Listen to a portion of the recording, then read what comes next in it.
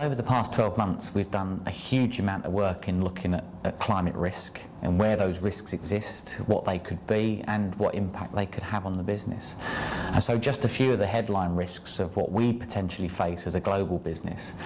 First and foremost, when you're growing and have your own farm to grow nettles, hemp, flax, and other such plant fibres, we immediately identified the risk that should we get a crop failure one year, then that will have a huge impact on what we can produce in terms of product. We source material from all over the world, so the majority of our wool comes from New Zealand.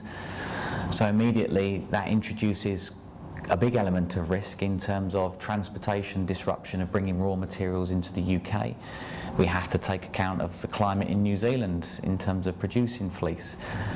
And then thirdly, our big risk is the impact or potential impact from severe weather events on our sites themselves. We've suffered in the past. Only last year we had to evacuate our main office when the mill race, because we're in a former mill building, was getting far too high and we had to evacuate the building. So, you know, 3 areas of risk, all very, very different, but we face hundreds of risks potentially from climate change in the future.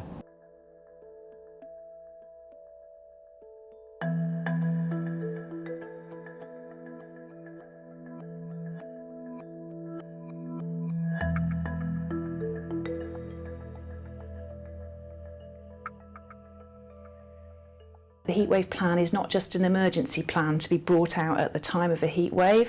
It sets out a whole series of actions right from the sort of year-round actions we would like people to take.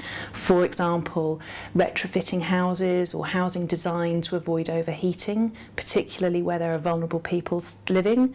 We also would like to encourage local government to consider spatial planning, for example green spaces, which will reduce the urban heat island effect.